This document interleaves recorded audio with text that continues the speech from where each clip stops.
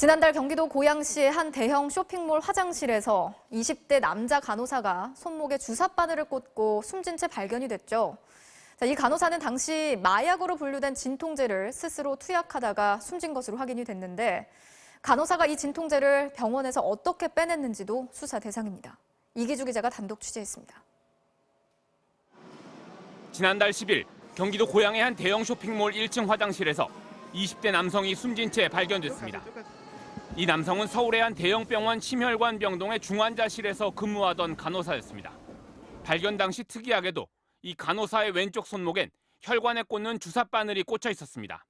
그런데 경찰이 CCTV를 확인한 결과 이 남성은 발견되기 전날 화장실에 들어갈 때부터 이미 손목에 바늘을 꽂고 있던 것으로 드러났습니다. 주사 바늘을 직접 꽂았을 거란 뜻입니다. 국립과학수사연구원의 1차 부검 결과는 사인 불명. 결국 경찰은 현장에서 발견한 주사기와 수액봉투에 남아있던 액체를 정밀 감식했습니다. 그리고 이 액체가 강력한 마약성 진통제인 펜타닐이라는 사실을 밝혀냈고 부검을 통해 숨진 남성의 혈액에서도 펜타닐 성분을 검출했습니다. 펜타닐은 극심한 통증을 호소하는 중환자나 수술 환자에게 사용하는 진통제의 일종으로 마약류 관리법상 마약으로 분류돼 있습니다. 잠이 오는 효능은 없어서 투약한 뒤에도 곧바로 일상생활을 할 수 있지만 반복 투약할 경우 뇌신경 전달 물질이 고갈되면서 면역과 장기 기능이 손상될 수 있습니다. 약 기운이 떨어지면 반대로 극심한 불안감과 우울감이 오게 돼서 충동적이고 반복적으로 이 약을 찾게 됩니다. 용량을 증량을 시키다 보면 나중에 이 호흡 억제 같은 아니면 여러 가지 부작용들로 사망까지 일어날 수 있습니다. 이 남성이 스스로 목숨을 끊으려고 투약했을 가능성은 낮아 보입니다.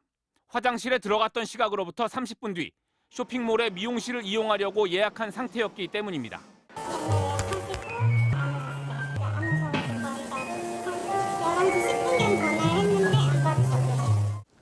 또 유족과 주변인을 조사한 결과 병원 내에서 집단 괴롭힘이나 부적응을 겪진 않았던 것으로 드러났습니다. 의문점은 이 간호사가 펜타닐을 왜 어떤 경로로 구했냐는 겁니다. 펜타닐은 통증이 없는 사람이 투약할 경우 극도의 쾌감과 위안감을 느끼고 중독성도 강해 반드시 의사의 처방에 따라 의료시설에서 투약하게 돼 있습니다. 하지만 중환자실 간호사였던 이 남성에겐 별다른 지병이 없었던 것으로 확인됐습니다.